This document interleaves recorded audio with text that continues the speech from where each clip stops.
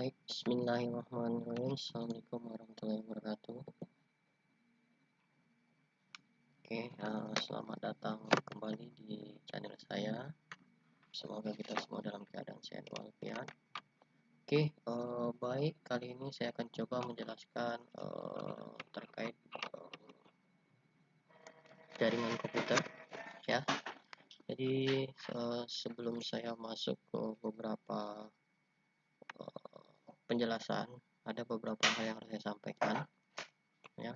Yang pertama adalah terkait dengan outline dari perkuliahan ini. Maka outline yang saya ambil adalah istilah dari pengantar jaringan, kemudian komponen fisik dari jaringan tersebut, kemudian topologi dari jaringan tersebut, ya. Baik, saya akan jelas masukkan ke pengantarnya terlebih dulu, ya. Kalau kita lihat pengantar dari jaringan tersebut, dia merupakan sebuah perangkat atau sekumpulan perangkat, ya, di mana ada server dan komputer yang saling berhubungan untuk bisa melakukan komunikasi satu sama lain. Bisa saja komunikasi satu sama lain itu diantaranya ya, bisa melakukan pentransferan data, pengiriman data, atau tidak hanya pengiriman data, juga bisa berupa pengiriman software, video, maupun aplikasi-aplikasi yang lainnya melewati jaringan internet. Kemudian yang kedua, kalau kita lihat di pengantarnya, dia merupakan jaringan yang membawa data pada beragam jenis lingkungan, baik itu dia meliputi rumah, usaha kecil, atau UMKM, atau maupun dalam perusahaan besar atau dalam skala besar, ya. Nah, kalau kita lihat pada gambar berikut ini merupakan topologi star, di mana ada beberapa klien, server, dan printer yang dihubungkan oleh sebuah konsentrator atau yang disebut dengan hub. Ya, kalau kita lihat di sini ada server, ada printer, dan ada klien, dan penghubungnya adalah hub yang bisa mengkomunikasikan antara server dan klien dan printer. Ya. Kalau kita lihat ini merupakan dalam bentuk skala perusahaan besar, ya. Jadi kita itu kalau dilihat dari gambaran ini, ya, ada yang bisa dari rumah, mobile user, kemudian brand office, kemudian headquarters, ya. Nah, semua ini dihubungkan melalui jaringan internet agar bisa berkomunikasi satu sama lainnya.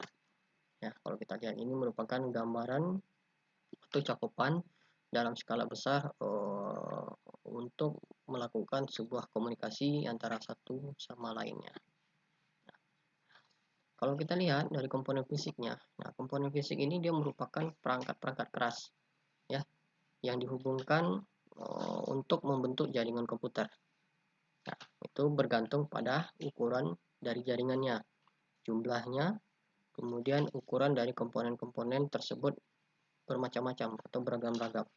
Tetapi umumnya jaringan komputer terdiri dari komponen dasar tersebut. Nah, dimana komponen dasarnya itu ada RJ45 konektor, ya, kemudian ada network interface-nya atau biasa dikenal dengan LAN card-nya, kemudian ada yang dikenal sebagai router, ya, ini ada yang dikenal sebagai switch, dan ada yang dikenal sebagai PC, ya. Nah, inilah merupakan komponen-komponen dasar dalam membangun sebuah infrastruktur jaringan, ya. Jadi komponen ini harus ada. Tanpa ini maka sebuah infrastruktur jaringan itu tidak akan terbentuk dengan baik, ya. Kita lihat komponen fisik jaringan. Nah, di sini saya bagi menjadi 4 kategori. Yang pertama ada yang namanya dengan PC, ya, atau dikenal dengan personal komputer. Nah, ini merupakan dia bertindak sebagai titik akhir pada sebuah jaringan, baik itu mengirim ataupun menerima data. Kemudian yang kedua adalah interkoneksi. Nah, pada interkoneksi ini terdiri dari komponen-komponen, ya, yang menyediakan cara bagi data untuk berjalan dari satu titik ke titik lain yang melewati jaringan, ya. Biasanya kategori ini meliputi network interface card, ya, atau yang dikenal dengan NIC, ya, di mana dia mentranslasikan data yang dihasilkan oleh komputer ke format yang dapat ditransmisikan melalui jaringan lokal, ya. Kemudian ada yang kenal dengan yang namanya switch, ya. Nah, switch ini dia merupakan perangkat, ya, yang menyediakan network attachment bagi end system dan intelligent switching dari data di dalam jaringan lokal. Nah, sedangkan router ini menghubungkan jaringan-jaringan dan memilih jalur terbaik di antara jaringan-jaringan tersebut. Inilah routernya. Nah, kalau kita lihat manfaat dari jaringan pertama, tentu sangat jelas. Berbagi pakai data dan aplikasi sumber daya penyimpanan jaringan dan melakukan perangkat backup. Nah, inilah kalau kita lihat ini merupakan gambaran dari infrastruktur jaringan yang melakukan komunikasi antara satu sama lain, ya. Printer, kemudian ada print servernya, switch, router, kemudian ada sebagai media penyimpanan, ya, dan ada voice routernya, ya. Nah, kalau kita lihat aplikasi pada pengguna jaringan, yang pertama adalah email, ya. Kemudian ada yang dikenal dengan biasanya email ini banyak kita gunakan, apalagi dalam pengiriman file atau berkas-berkas lain atau informasi, atau bisa saja di dalam email ini banyak juga ada spamnya, ya, tergantung. Kemudian ada yang kenal dengan web browser. Nah, web browser kita banyak mengetahui ada yang Internet Explorer, Firefox, Google Chrome, ya. Jadi ada yang namanya Microsoft Edge, ya, tergantung kebutuhan. Jadi masing-masing web browser ini memiliki kapasitas atau daya pemakaian terhadap cache memori yang sesuai dengan aplikasinya masing-masing. Nah, kemudian ada yang instant message, ya, contohnya seperti Yahoo Messenger, kemudian banyak lagi yang lainnya. Kemudian database, file server, ya. Nah, kalau kita lihat dari jenis jaringannya atau berdasarkan jangkauan geografis, ini dibagi menjadi 3 bagian. Yang pertama adalah local area network atau yang dikenal dengan LAN. Kemudian yang kedua ada yang dikenal dengan metropolitan area network atau yang dikenal dengan MAN. Kemudian yang ketiga adalah ada yang dikenal dengan wide area network atau yang dikenal dengan WAN. Nah, masing-masing ini memiliki jangkauan yang berbeda-beda, ya. Kalau untuk LAN ini hanya bisa itu 100 meter untuk di sekitar di sekitar gedung saja, ya, terutama mungkin di sekolah, ya. Kemudian tidak hanya itu, bisa juga diterapkan di kampus dengan jangkauan 1000 atau bisa dikenal dengan 1 kilo, tergantung, ya. Kemudian ada yang 100 kilo, ini dia menggunakan jaringannya berbasiskan WAN, ya. Ini sudah country, sudah negara. Kemudian ada yang 1000 kilo, ya, ini masih menggunakan WAN. Nah, jadi tergantung dari kebutuhan masing-masing. Ada yang 10 kilo meter, ini sudah WAN. Kemudian ada yang 100 kilo, ya. Bahkan sudah bisa menggunakan satelit dalam untuk melakukan komunikasi, ya. Nah, kalau kita lihat ini model jaringan, ya. Kalau kita lihat ini adalah model peer-to-peer, ya. Kemudian ada yang sebagai client server. Nah, kalau kita lihat, kalau peer-to-peer ini tidak ada yang bertindak sebagai servernya. Jadi semuanya sama sebagai client, ya. Kemudian kalau sebagai client server, nah, salah satunya harus bertindak sebagai server dan lebihnya bisa dikatakan sebagai client, ya. Nah, ini kita lihat bagaimana sih karakteristik pada jaringan. Nah, biasanya karakteristik pada jaringan itu biasanya ada terbagi menjadi beberapa bagian. Yang pertama yang dikenal dengan speed. Nah, speed ini dia mengukur seberapa cepat data yang akan ditransmisi melalui jaringan, ya, atau lebih tepatnya data rate-nya berapa sih gitu. Nah, kemudian yang kedua adalah cost. Nah, cost ini mengindikasikan biaya umum dari komponen-komponen yang akan digunakan, kemudian instalasinya dan pemeliharaan pada jaringannya. Kemudian security-nya. Nah, ini mengindikasikan seberapa aman jaringan kita termasuk data yang ditransmisikan melalui jaringan tersebut, ya. Kemudian ini dengan availability, ya. Nah, ini memungkinkan jaringan akan tersedia untuk digunakan ketika diperlukan, ya. kemudian dikenal dengan scalability. Nah, seberapa baik jaringan ya yang digunakan dan berapa kebutuhan transmisinya. Kemudian ada yang dikenal dengan reliability. Nah, reliability ini dia mengukur kemungkinan kejanggalan atau mean time between failure-nya atau yang dikenal dengan MTBF ya. Kemudian adalah yang terakhir adalah topologinya. Nah, bingung membedakan antara bandwidth dan speed. Nah, kita bisa berterminologi secara sederhana ya. Kalau speed itu dia lebih mengacu kepada kecepatan ya. Nah, kecepatan ini tentu tergantung kepada bandwidth yang digunakan. Nah, jadi artinya bandwidth secara sederhana adalah jumlah data yang dapat dibawa dari titik ke titik lain dalam jangka waktu tertentu. Ya. Nah, biasanya dalam bit per second nih detiknya ya. Jadi jenis bandwidth ini biasanya diukur dalam bentuk BPS, bit per second. Nah, bandwidth itu sering digunakan sebagai suatu sinonim untuk melakukan transfer data ya.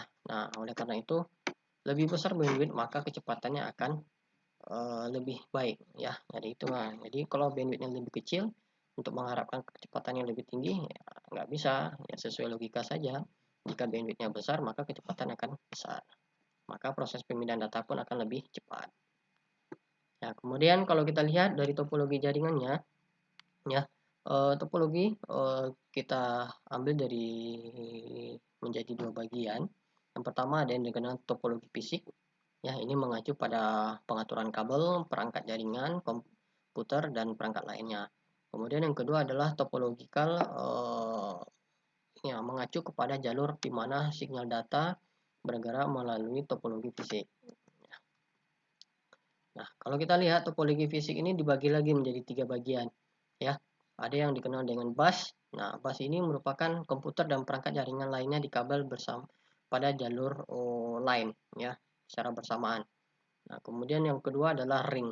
Nah, komputer dan perangkat jaringan lainnya di kabel bersama dengan perangkat ini dihubungkan ke dalam perangkat pertama untuk membuat dalam lingkaran. Ya, biasanya kategori ini meliputi topologi ring maupun dual ring. Ya. Nah, kalau kita lihat yang ketiga adalah topologi star. Nah, kalau star ini dia biasanya perangkat kabelnya terpusat pada komputer dan perangkat jaringan lainnya. Ya, dia meliputi kategori star maupun extended star. Nah, ini beda dari kalau kita lihat inilah gambaran dari topologi baik itu bus, mesh, ring ataupun star ya. Nah, ini merupakan gambaran dari topologi fisik.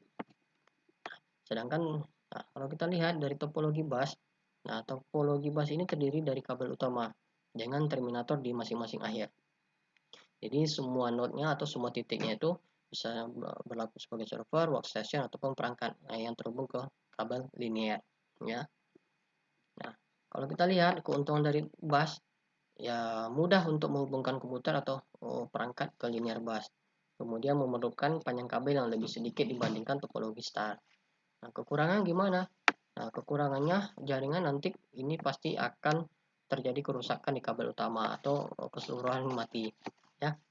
Kemudian yang kedua adalah terminator diperlukan pada akhir dari kabel backbone. Kemudian yang ketiga, sulit untuk mengidentifikasi permasalahan jika keseluruhan jaringan mati. Nah, topologi ring, nah semua perangkat pada jaringan dihubungkan sehingga membentuk lingkaran. Kemudian yang kedua adalah tidak memerlukan terminasi pada awal dan akhir dari media transmisi. Nah, ini merupakan gambaran dari topologi ring. Ya, keuntungan dari topologi ring itu tidak terjadi kolision dari paket data. Nah, kemudian terdapat dua jenis dari topologi ring, yaitu single ring dan dual ring. Nah, kita bisa melihat kalau single ring ini artinya dia memiliki hanya satu jalur line saja. Kemudian kalau dual ring ini memiliki dua jalur line ya. Nah, kalau kita balik ke topologi star. Nah, topologi star ini didesain untuk masing-masing node server, workstation ataupun perangkat lainnya yang terhubung ke pusat jaringan hub atau konsentrator. Nah, jadi yang menghubungkan adalah hub ya. Jadi agar bisa melakukan komunikasi antara satu server, printer maupun ke kliennya. Nah, jadi inilah masing-masing dari infrastruktur topologi dari star. Kalau kita lihat. Nah, jadi keuntungan dari topologi star ini pertama adalah mudah dalam instalasi dan pekabelan. Nah, jelas. Nah, kita tahu. Kemudian yang kedua adalah tidak terjadi gangguan pada jaringan ketika menghubungkan dan melepaskan perangkatnya. Nah, inilah kelebihan dari star ketimbang daripada topologi bus tadi, ya. Jadi bagian mana yang rusak itu kita akan dapat mengetahuinya tanpa harus mengganggu jalur komunikasi yang lain, ya.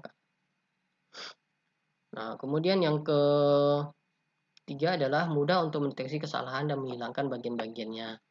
Nah, kekurangannya memerlukan kabel yang lebih panjang daripada topologi bus. Nah, yang kedua adalah jika hub atau konsentrator rusak, maka not-not yang terhubung menjadi lumpuh, artinya tidak bekerja.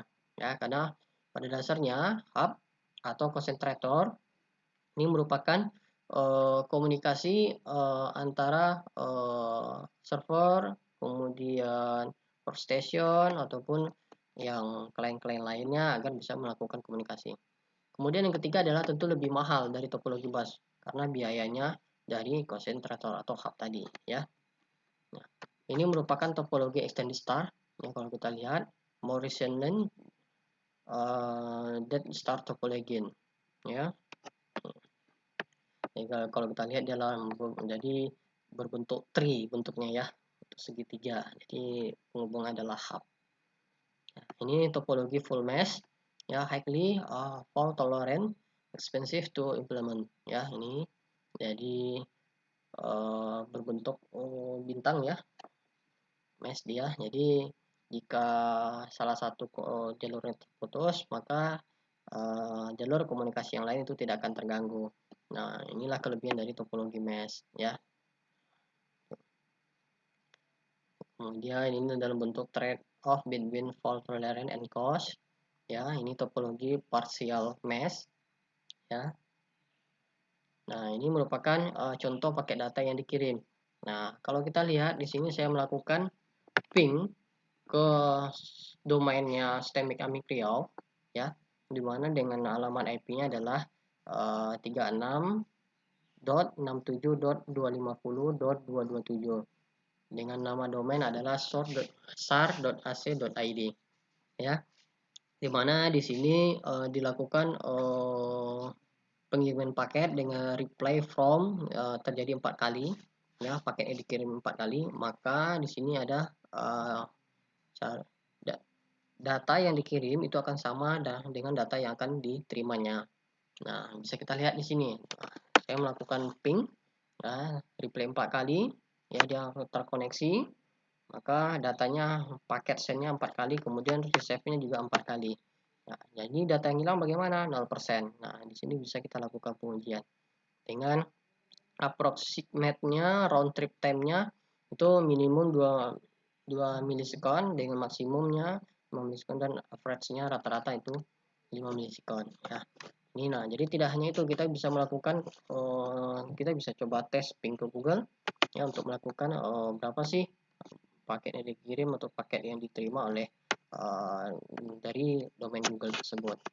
Nah, inilah untuk melakukan pengujian apakah paket itu berhasil atau tidaknya. Ini saya uji melewati dengan CMD, ya. Saya uji dengan CMD, kemudian saya coba ping ke salah satu domain, bisa saja Facebook, bisa saja YouTube, ataupun bisa saja ke hal-hal yang lainnya. Oke, mungkin saya rasa cukup sekian. Terima kasih. Semoga bisa bermanfaat apa yang saya jelaskan.